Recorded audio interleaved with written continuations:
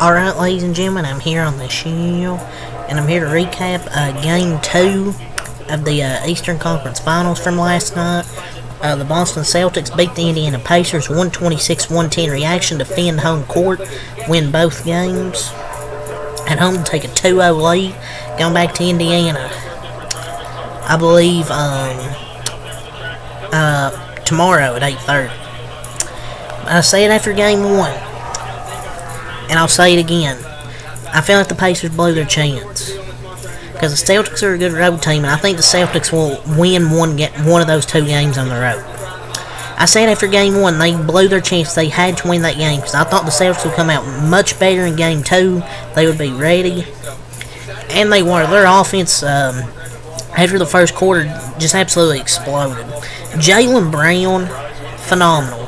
Derek White, Peyton Pritchard, Drew Holiday. Drew Holiday's been really good these first two games of this series. Had a double-double in this game. Peyton Pritchard's such an underrated bench player for that team.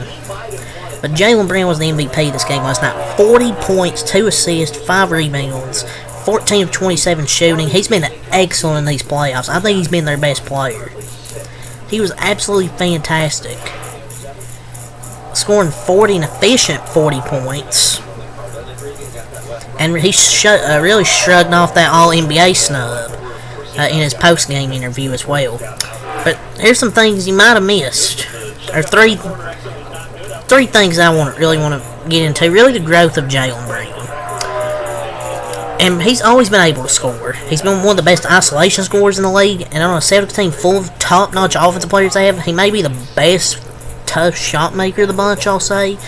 But in a game where he scored 40 points, two plays stood out the most. And neither were buckets. Instead, they were 2 assists. And by the time the third quarter rolled around, he'd already established himself as that go-to scoring option for them really most of the game.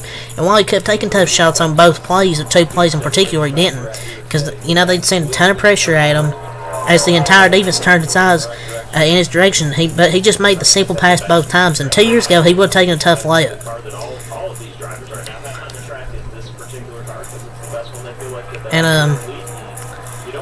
And this may be nothing much to worry about, but he said he wrist was kind of bothering him at times in Game 2, and kind of had some tape on it. Don't know if that'll be an issue.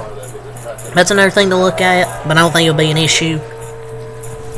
But 40 points, he's been their best player in these playoffs. I feel like he's been better than Jason Tatum by a lot. Besides that overtime Tatum had in Game 1, I think Jaylen Brown's been the better player. To me. Just in these playoffs, I'm not saying Jaylen Brown's better overall, like better than Jason Tatum. I'm just saying he's been in these playoffs. Jason Tatum, 23 points, 5 assists, 6 rebounds, 9 of 20 shooting. A solid game from Jason Tatum. Not a great game, but a solid game.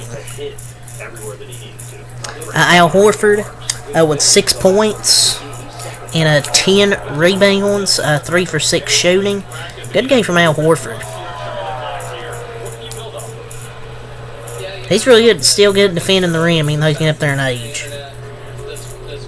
Derek White's offense has kind of disappeared after that Heat series, but he showed up last night. 23 points, 6 assists, 4 rebounds, 8 of 15 shooting.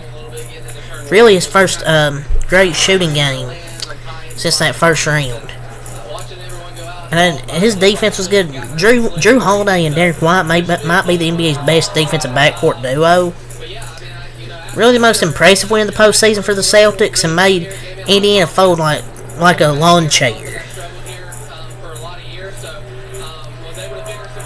And people be like, oh yeah, they've played nobody. You play who you play in the playoffs.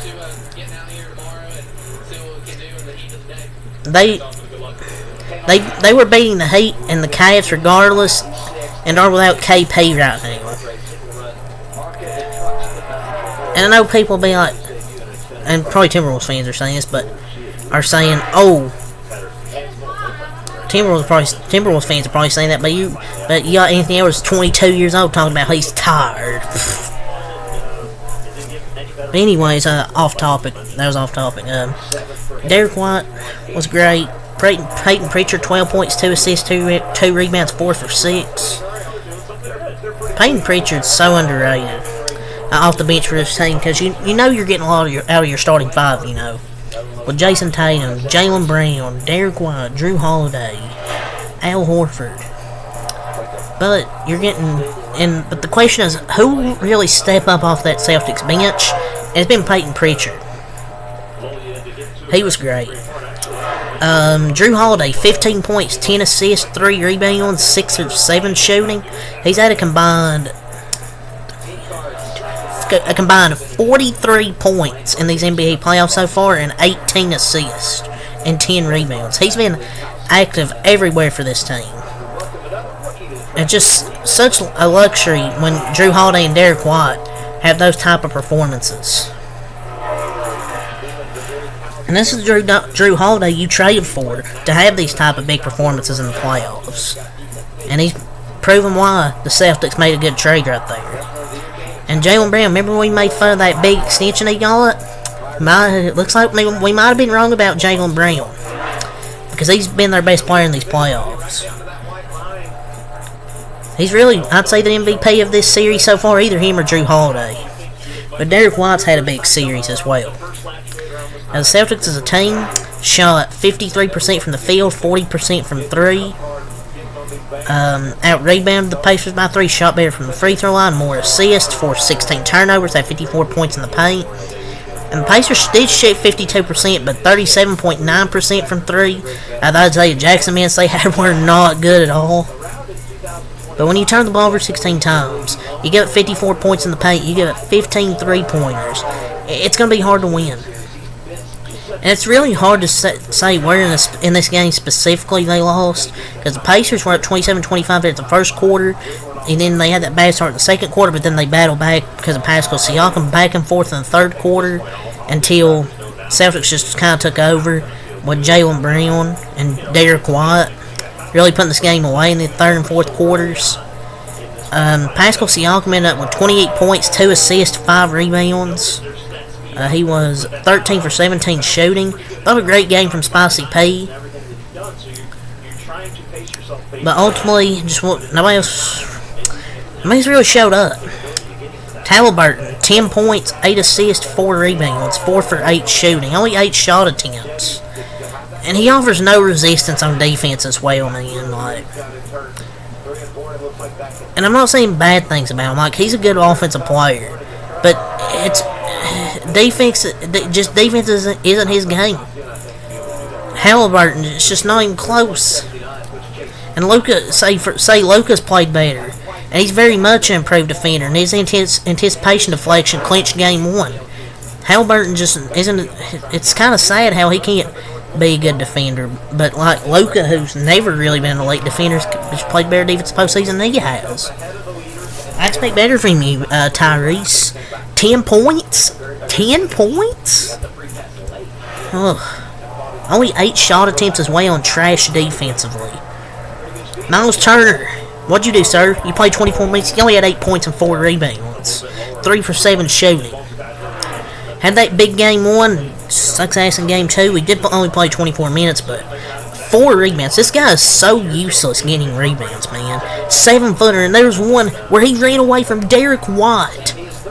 I mean, the dude's useless on the glass, man. Neesmith, 9 points, 3 rebounds, 3 for 7 shooting. You didn't get much from him either. 3 of 7 Neesmith, 3 for 7 Turner, 4 for 8 from Halliburton, only 8 shot attempts, and he's left with a hamstring soreness. Ben Shepherd, 7 points, 2 rebounds. He was 3 for 6. T.J. McConnell, 9 points, 3 assists, 5 rebounds, 4 for 10. Probably his worst shooting game of the playoffs so far. Obi Toppin, 11 points, 3 rebounds, 4 for 6. Isaiah Jackson, 3 points, 5 rebounds, 1 for 3. But the Isaiah Jackson minutes just weren't good for the Pacers, man. Those minutes kind of did cost him, I thought. But besides Pascal Siakam and, say, Andrew Nembhard, who had 16 points and 5 assists on 6 of 12, besides those 2 players, nobody else really showed up for the Pacers last night. And now they're in 2-0. But they're gonna have to win. They're gonna have to win both games at home to even have a chance in this series. Because even if they lose just one, they're done. But yeah, Celtics win 126-110 and take a 2-0 lead going to Indiana tomorrow at 8:30. So leave a like, comment, subscribe for more. Until next time, have a lot. Peace.